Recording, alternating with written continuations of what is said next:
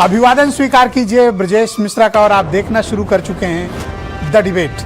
बहनों भाइयों, बाराबंकी के एक प्राइवेट विश्वविद्यालय से निकली छात्र चिंगारी ने पूरे प्रदेश भर में खलबली मचा दी है और शायद ये पहला मौका ऐसा होगा जिसमें राज्य सरकार ने सभी degree college, private university, state university के कोर्सेज की जांच के आदेश दिए हैं। लेकिन जिस तरह से एबीवीपी ने सामने से सत्तारूढ़ संगठन में बीजेपी की सरकार से मोर्चा लिया, वो भी पूरे देश भर में चर्चा का विषय बन गया। और शायद ये पहला ऐसा मौका है कि जिसमें अलग अलग पॉलिटिकल पार्टीज के जितने भी छात्र संगठन हैं, सबने गजब की एकजुटता दिखाई।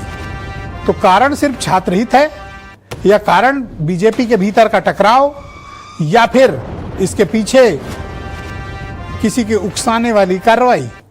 कारण क्या है? हमें इसके सभी पहलुओं की समीक्षा होनी चाहिए। बहन भाइयों, इन दिनों आप देख रहे होंगे कि तकरीबन एक सप्ताह से उत्तर प्रदेश में बाराबंकी यूनिवर्सिटी के बाहर एक प्राइवेट यूनिवर्सिटी है, रामस्वरूप मेमोरियल विश्वविद्यालय। ये एक प्राइवेट यूनिवर्सिटी है जहां पर लॉ के एडमिशन को लेकर अखिल भारतीय विद्यार्थी परिषद के संगठन से जुड़े हुए छात्रों ने प्रदर्शन किया और ये बताया कि उस यूनिवर्सिटी के पास कोई लीगल वैधता नहीं है कि वो वहां पर लॉ के कोर्सेज चलाए, उनके पास पर्याप्त मान्यता नहीं है और वो गलत गतिविधियों में लिप्त हैं। इस मसले को लेकर लंबे समय तक बाराबंकी में काफी यूनिवर्सिटी एडमिनिस्ट्रेशन और एबीवीपी के बीच झगड़े होते रहे, कहासुनी होती रही। लेकिन एक दिन तो बात हाथ से निकल गई। प्रदर्शन हिंसक हुआ, नेशनल हाईवे जाम किया गया और पुलिस ने दौड़ा कर मारा एबीवीपी के प्रोटेस्ट कर रहे स्टूडेंट्स को। उसके फुटेज देश भर में वायरल हुए।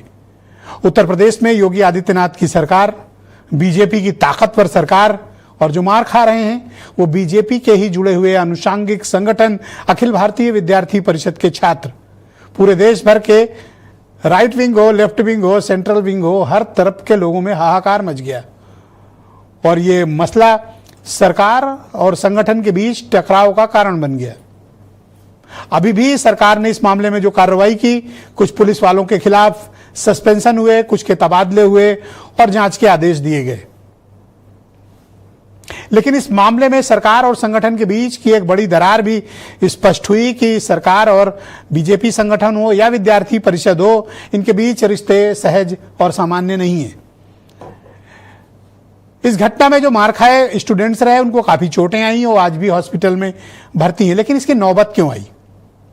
क्या विद्यार्थी परिषद की सरकार के साथ या फिर एडमिनिस्ट्रेशन के साथ या हायर एजुकेशन डिपार्टमेंट के साथ कोई बातचीत नहीं हुई थी? क्या सरकार और संगठन के बीच की बातचीत के तालमेल का कुछ अभाव है? शायद यह संवादहीनता रही होगी कि जिसकी वजह से लाठीचार्ज की नौबत आई। विद्यार्थी परिषद के कार्यकर्ता बुरी तरह से पीटे गए, अपमानित हुए। शायद इसी अपमान की झंकार ने अखिल भारतीय विद्यार्थी परिषद को जगाया। अगले दिन पूरे उत्तर प्रदेश में प्रदर्शन हुए, प्रोग्राम्स बायकॉट हुए। खैर, उसके बाद सरकार ने कुछ कार्रवाई तो की, लेकिन विद्यार्थी परिषद ने जो बड़ी डिमांड्स रखी थी, उन डिमांड्स को लेकर अभी स्थिति स्पष्ट नहीं। लेकिन सरकार ने आज सुबह एक आदेश जारी किया कि वो सिर्फ बाराबंकी ही नहीं, पूरे उत्तर प्रदेश में जितने भी डिग्री कॉलेज, प्राइवेट यूनिवर्सिटी और यूनिवर्सिटी संचालित हैं, उनके कोर्सेज की वैधता की वो जांच कराएंगे और नियमबद्ध तरीके से, समयबद्ध तरीके से जांच होगी। अब इसमें आश्चर्य की बात यह है कि झगड़ा पुलिस का हुआ विद्यार्थी परिषद के साथ, लेकिन विद्यार्थी परिषद के सम्मान की रक्षा के लिए जो सामने आए वो बीजेपी वाले नहीं थे, वो एनएसयूआई वाले थे। और समाजवादी पार्टी की छात्र सभा ने एक कदम आगे बढ़कर उत्तर प्रदेश में के राजभवन लखनऊ का घेराव किया, भारी बवाल किया। शायद यह पहला ऐसा मुद्दा रहा होगा जहां तीन छात्र संगठन एबीवीपी, एनएसयूआई और समाजवादी छात्र सभा एक प्लेटफॉर्म पर दिखे। शायद यही वो चीज है जो सरकार के लिए अलार्मिंग रही। कार्रवाई तो शुरू हुई, लेकिन विद्यार्थी परिषद के मन में टीस है, घाव है। मैं चाहता हूं कुछ स्टेटमेंट्स आप सुन लें। और आज हमने जितनी पॉलिटिकल पार्टी बुलाई है, हमने छात्र संगठनों के प्रतिनिधियों को भी बुलाया, जो रियल स्टेक होल्डर्स हैं, उनसे पहले बात होनी चाहिए। आप कुछ बयान सुने। जिस तरह का मामला बाराबंकी में संज्ञान में आया है, इसके बाद से उत्तर प्रदेश के मुख्यमंत्री जी ने स्पष्ट तौर पर उच्च शिक्षा विभाग को निर्देश किए हैं कि सभी विश्वविद्यालयों की, सभी निजी कॉलेजों की, सबकी मान्यताओं की जांच की जाए, क्योंकि छात्रों का हित सबसे प्राथमिकता पर है। शिक्षा में किसी भी प्रकार की गुणवत्ता के साथ कोई खिलवाड़ बर्दाश्त नहीं किया जाएगा और इसको लेकर के जांच टीमों को 15 दिन का समय दिया गया है कि 15 दिन के भीतर एक समेकित रिपोर्ट मंडलायुक्त कार्यालयों तक पहुंचाई जाए कि किसी भी विश्वविद्यालय, निजी विश्वविद्यालय या किसी भी कॉलेज में बच्चों की शिक्षा व्यवस्था के साथ किसी प्रकार का कोई खिलवाड़ ना हो। आप सरकारी विश्वविद्यालयों को बढ़ावा देने के बजाय निजी विश्वविद्यालयों को बढ़ावा दे रहे हैं। आपके पास ऐसे कोर्स चल रहे हैं जो आप ही के संगठन के लोग, छात्र संगठन के लोग जब वहाँ पे उसके खिलाफ आवाज उठा रहे हैं तो उनको बुरी तरीके से पीटा जा रहा है। फिर ये अब लीपापोती करने की नज़र से इसको इस तरह की जांच के आदेश दिए गए हैं। आग लगने के बाद कुआं क्यों खोदती है योगी सरकार?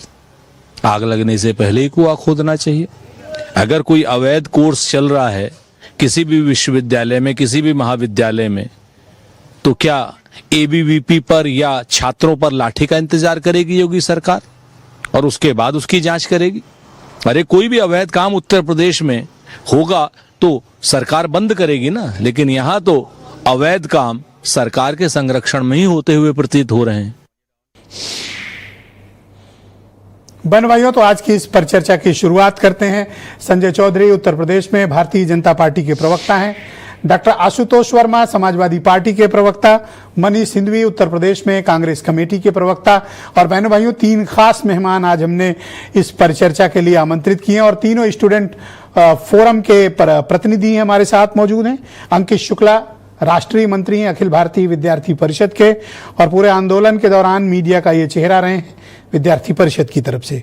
अवनीश यादव समाजवादी पार्टी की छात्र सभा के जनरल सेक्रेटरी हैं और इलाहाबाद यूनिवर्सिटी के छात्र संघ के अध्यक्ष रह चुके हैं।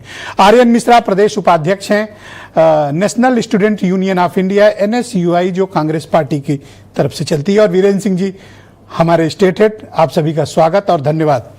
आज मैं